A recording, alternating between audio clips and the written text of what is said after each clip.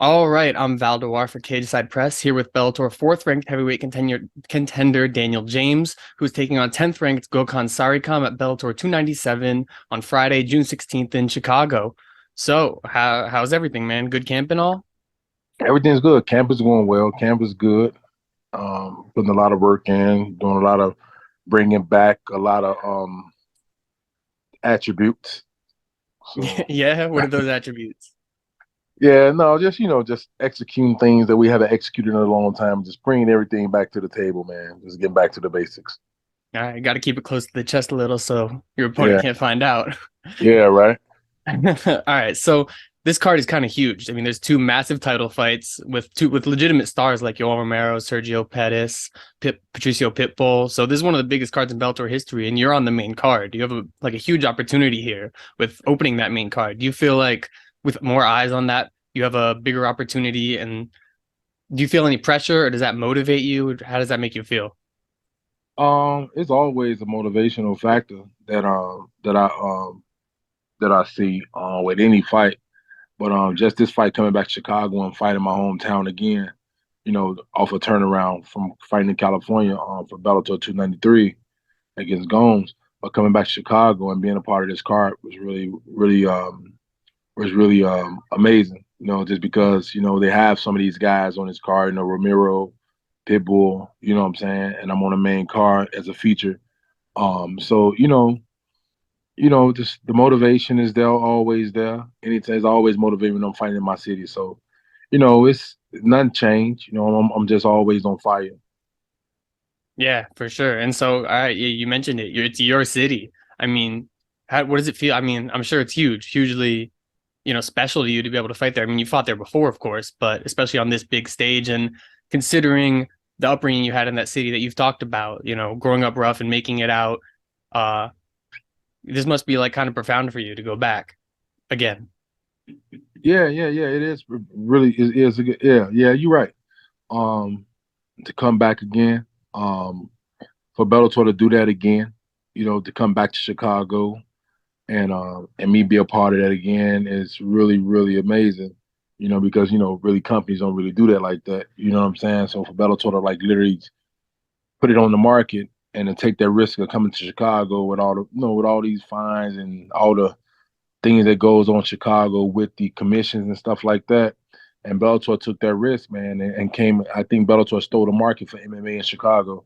You know what I'm saying? And Bellator was the company that really took the risk and took that chance to come back and just say, "Hey, Chicago show love November, sold out crowd. Daniel James is on the card. They coming back, me on the card, so another sellout. So yeah, man. So yeah, it's really it's amazing. I appreciate So it.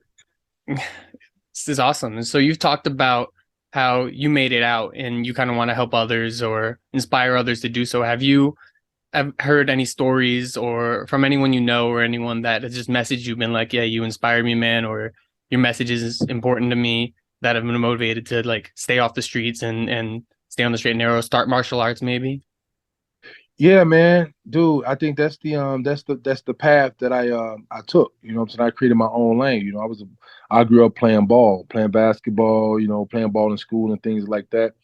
And before I got on the interview with you, I was actually looking at an old clip on Chicago Prep Plus of me in high school, and we was on one of the top teams in the state. And it was listen to my coach what he was telling me, and I was like, wow, it's crazy. And then I get on the call with you, and I was just like, it's really inspiring because doing martial arts has really like revamped my me as a person that's disciplined, my focus, my mental health, and things of that sort. So I'm trying to live, let God see me through the sport and using this platform to say, hey, this is actually something that can actually help change your life. Whether you go pro with it or not, but just being in a gym training and working on yourself. You know what I'm saying? Like Yeah. everybody's not gonna go pro doing it, but the thing is, like when you start doing something like martial arts, it actually changes people around you, change your life completely. Though you're not around as many people like you used to be, you filter out those bad apples. Yeah, you get good influences in your life and you Yeah, get something to do. Like just staying busy is important, yeah, especially with yeah, something so positive. yeah. Yeah, so hey, that video clip you were talking about, you should post that. People would love to see you playing some ball, I'm sure. I was just I was just doing it. I was actually about to edit and try to take what I can take out of it, and it was kind of cool just to see me with those guys. I'm like, wow, that's crazy. You know, me, Elliot Poole, Marquise McGee, Gary. All those guys was just it was crazy. You know what I'm saying? So I'm actually gonna post it. Where you think you're gonna post it? Just so I can check it out. I'm gonna post it today. I'll definitely tag you in it. You All know what I'm right, saying? bet, I'll bet. definitely tag you in it. Yeah, bet. Um, all right. So if you win this one, I mean, you're in a good position. It sounds like Linton Vassal's getting the title shot next against Ryan Bader, but Yeah. you're fourth and you've won five in a row overall, all of them by knockout. I mean, you had a big event slot just a couple fights ago. Do you think, or have you been told that if you get through Gokhan Sarakam here, you'll fight the winner of Bader versus Vassal? Or Yeah, I was told that, that I was next in line for the title shot. And and no, I know Linville Hill had the title shot, the spot, so it was okay. There was no pushback, anything from that. Like I said, Scott Coker was doing a great job running the company. And for me to just know I'm number four now, and I worked my ass off to get to number four. I wasn't fed any guy that I was, you know what I'm saying? I came in fighting the best guys they had. And then so for me to be up in number four, there's no one else in front of me to fight for the title after this but me. So there was also no, I was told that after this fight, I solidify my spot as far as fighting for the world title against the winner between Lin Vassell and Ryan Bader. all right, awesome. So yeah, you mentioned it. You've been fighting the toughest guys. I mean, you before coming into Bellator, you're on a great roll now in Bellator. Before coming into Bellator, you had kind of an up and down run in some promotions, but now you're this is the biggest promotion you fought in. You fought in VFC, LFA, ACA, but now Bellator, one of the biggest organizations in the world, and you're in the biggest spot of your career. Like you're at the highest heights you've gotten to, I believe. Just, Yeah, So yeah, do you feel that? Do you feel more accomplished than ever? I feel more accomplished than ever, but job's not done yet. You know what I'm saying? So job's done when I become the world champion. But I was over there fighting for ACA. I fought against some dogs over there. They was, that was like that was some hell of a fight. They got a hell of a division over there. Guys 6'8", 6'9", six Yeah. six, my height, big, fit, and they can fight, and it's all they do. And so I was on a winning streak. I was on a winning streak, a 4-fight winning streak, and I came back here to sign with Bellator and started this streak with Bellator, which going to this fight, I'm going to get my hand raised and I'm gonna continue this streak, man. I want to get to this world title and make a statement and show them that like this is what they've been kind of missing. Trying to bring a new flavor to the heavyweight division, some marketing, try to bring somebody to talk about, you know what I'm saying? Is the heavyweight division been really sleeping, wasn't really talked about. You know what I'm saying? So I'm just glad to be a part of that conversation and be considered one of the best for the company. Definitely. Yeah, and you've got these knockouts now. That's definitely marketable. So Yeah. back to Bader and Vassal. I mean, first off, who do you think's gonna win? And second off, how do you think you match up against them? Like what do you see in their games that you think you could do well against? I think who wins between that? May the best man wins. I have no favorite in that between that fight. I like Ryan Bader, I like Nim Vassell. I think they both amazing opponents, amazing athletes, and whoever wins wins. You know what I'm saying? At the end of the day, whoever come out there and won it the most that night, everybody wants the same thing, but it's all about like Burt Watson say, don't leave it to the judges. Somebody might cry. It's your fight, your night. Get it right. You know what I'm saying? So I think I match up with both those guys. You know what I'm saying? Ryan Bader is a wrestler. I fought a lot of wrestlers, things of that sort. Actually, I just got back to wrestling, like I supposed to. I wasn't really focused on too much of the wrestling with Bellator because I'm so used to like I can get up. It's nothing, and I took it for granted. So now it's like let me start imposing that will again, start taking guys down again, and and setting them up with my hands. And Ryan Bader, he just a wrestler, so I'm used to seeing those wrestlers. I've seen guys like that before. Lynn Vassell, I actually think me and Lynn Vassell is more of a stronger matchup. because both guys like to use their hands and could stand and control it on the ground. We're not one-dimensional fighters. I don't think Lynn Vassell is a one-dimensional fighter. I think he's really multiverse. I think he's really versatile fighter. And I think that fight right there will be what looks good on screen. You know what I'm saying? Both of us in shape, fit. You know what I'm saying? We're two big guys, and I'm a bigger guy. But at the end of the day, skills and everything, man. I think we match up well. You know what I'm saying? Like, Lynn Vassell was something new to me. Ryan Bader was something I've been seeing. Lynn Vassell bring the energy, bring the athleticism, bring the character, he brings a lot. You know what I'm saying? I like the guy actually. Yeah, I like watching Lynn Vassell fight actually. definitely, definitely. So one thing I noticed, like especially new in your last fight against Marcelo Golm, you showed some improved, I thought, shot selection. You were switching up your shots a lot, different variety. You dropped them with that uppercut after setting it up with the double jab and the hook. Is that something you've been working on? No, that's just my boxing. You know what I'm saying? Like my boxing, I just take it wherever it go.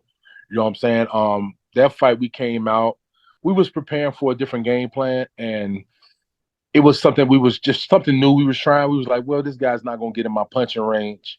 You know what I'm saying? I'm like, if he's not in my punching range, he's out of range of punching me, but he might be in range of kicking. So we just focus on like, hey, we're gonna check a kick and counter the guy and walk right through him. And he did it smart. He went for a calf kick, which is one of the hardest kicks to check. You know what I'm saying? And after that, if you don't step through after that first, you're gonna feel it. You know what I'm saying? So after that, I took some damage to my leg. I'm like, damn, like that was a smart. I think he was the most skilled guy I fought. I think Marcelo Gomes was the most skilled fighter I fought for Bellator right now. And so I just had to make some adjustments because I fought on one leg.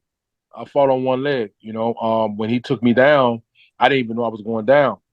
You know what I'm saying? And when I went to the ground, I don't know if you look at videos. I look at the videos and I look at the corner and tell my coach like I got this, whatever. And I saw some opportunities for me to go for a submission, but I was like, that's not the way I want to win.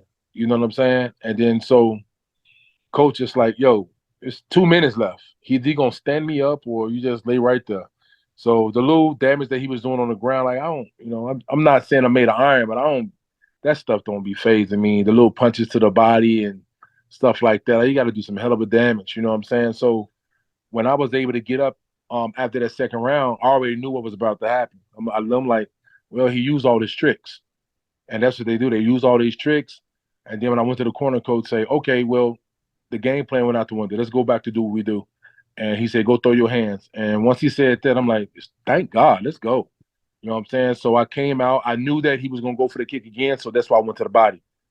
When I jabbed him to the body to fold him in a little bit so I can come up top with the jab, 3 jabs across the top. And we had just literally worked that like at midnight. We was just actually bullshitting. Like we was like, I was playing with my coach in the level, like coach, move out the way. So I kept throwing jab. He kept going back with the pad. And I said, ooh, that uppercut right there. He was just like, that might be something that worked. I'm like, I said, if it there's there. And then shit, we wound up doing that in the fight. It's just my instincts. Like my instincts tell me like, man, just go. I don't care if somebody want to throw hands with me at all. I'm confident standing toe to toe in front of somebody throwing hands. Like somebody gonna fall. I ain't gonna be me. Definitely. Yeah, that's one of your strongest assets for sure. So, all right.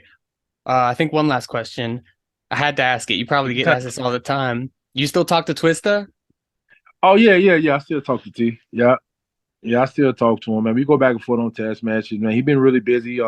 He got a festival coming up here in Chicago on the 18th. Actually, I think I'm gonna Oh, go. I that's think I awesome. probably yeah. I think I'm gonna show up. I know Creative told me that he had a event. He was like, man, come. So I need to see if I'm gonna just go because sometimes I just be late, go home, relax, like the grill and chill. You know what I'm saying? So Yeah, after this fight, I'm gonna take me a little break. So I'm gonna take some time to relax and chill and join some festivals around the city, take a few trips. And yeah, but yeah, Twister, we talk, we still talk. Twister's a friend. He's a friend. yeah, You know what I'm saying? And he might be at the fight, should be that'd at be the awesome. fight. Twister's a big MMA fan. Twister love the sport of MMA. You know what I'm saying? And so yeah, this fight is the craziest, the most talked about event since the Hakeem Rockman heavyweight championship fight here in Chicago in 2005. And Wow. and I'm on this card and I'm fighting, and I know for a fact that I'm from the city. I am Chicago, and me being here, you know everywhere I go, it's people. It's like, oh, we got tickets to the fight, So I know these people coming to see Daniel James. If they coming to see the fights, they coming to see Daniel James. You know what I'm saying? And I'm just glad that I was able to bring that energy to Bellator 297, so everyone can enjoy it and enjoy a good show and open up their eyes and say, man, MMA is really, really something good to watch. You know what I'm saying? So, Yeah. and I'm Can't wait to excited to see be that. fighting on the same card as Ramiro too. So, Yeah. Romero's a guy you look like you always watched. yeah, man, I think he's the most fittest fighter ever to walk the planet. I think he's a different specimen. That dude is Crazy. genetically a freak. Like I never seen anybody like that. Craziest athlete I've ever seen in MMA for sure. It's Yeah. good to know Twist is an MMA fan. I mean, I remember when I heard Slow Jams for the first time, I was like, damn, when I was a kid. Yeah. He been doing his thing, man. He got, we got the got a song he dropped called A Prayer. He got a song called Pump Up. He's working on a lot of different things. He do a lot of, do a lot of things for people that help people get started. So he still does his thing. You know what I'm saying? He Yeah. just, So he got the gun camp going on right now. So that's kind of fun with them. yeah, so hey, I appreciate it. I'm gonna let you go, but last thing, can I get a prediction? How do you think you get it done? When do you think you get it done? I plan on getting it done in the first round. You know what I'm saying? If it goes to if I get it done in the first round, it'll be a knockout. In the first round might be a ground and pound. If I get it done in the second round, it'll be a knockout just because of the gas tank.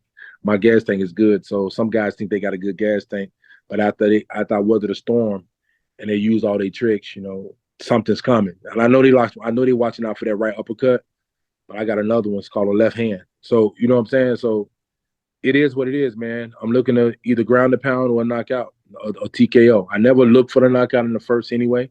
I just look for the fight. You touch him up enough, somebody gonna get. Touch him up enough, he'll fall. Yeah, that's a No, great ain't way to no look rush. at it. No, ain't no All right. rush. I really appreciate the time, man. I appreciate it, man. Thank you, man.